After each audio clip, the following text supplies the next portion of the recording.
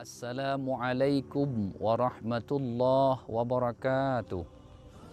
Alhamdulillah. Wassalatu wassalamu ala rasulillah. Sayyidina Muhammad ibn Abdillah.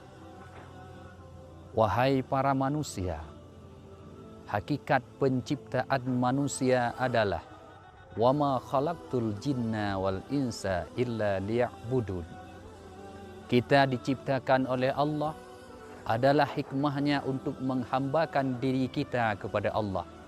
Tatkala hakikat penciptaan kita telah berbalik, kita tidak lagi menghambakan diri kepada Allah.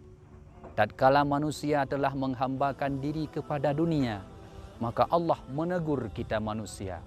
Maka kita telah sering dan telah banyak ditegur oleh Allah dengan berbagai macam cara. Tapi masih banyak kita manusia yang belum berubah. Karena itulah yang harus kita pikirkan adalah apa yang harus kita laksanakan tatkala Allah menegur kita.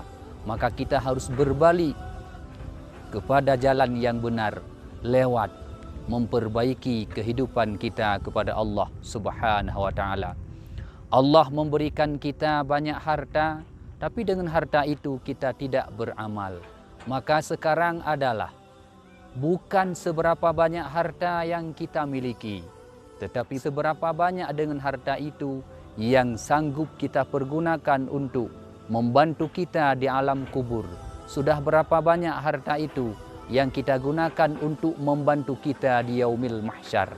Kemudian, bukan persoalan berapa lama kita telah hidup di dunia ini, tapi adalah seberapa lama umur kita yang Allah berikan yang kita pergunakan untuk membantu kita di akhirat kelak.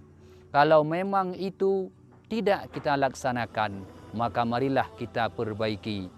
Perbaiki harta, perbaiki umur. Kemana saja yang telah kita pergunakan. Karena umur kita akan ditanya besok.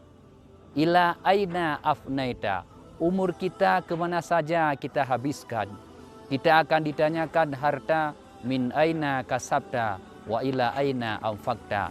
Dari mana saja engkau dapat dan kemana saja engkau berikan. Mudah-mudahan kalau memang kita telah banyak menafkahi harta di jalan Allah, mempergunakan umur kita pada tempat yang berguna, alhamdulillah. Tapi kalau memang masih banyak yang kita abaikan, maka mari kita bertaubat memperbaiki hidup kita. Inilah pelajaran buat kita. Terima kasih atas semua perhatian. Mohon maaf atas segala kekurangan. Wassalamualaikum warahmatullahi wabarakatuh.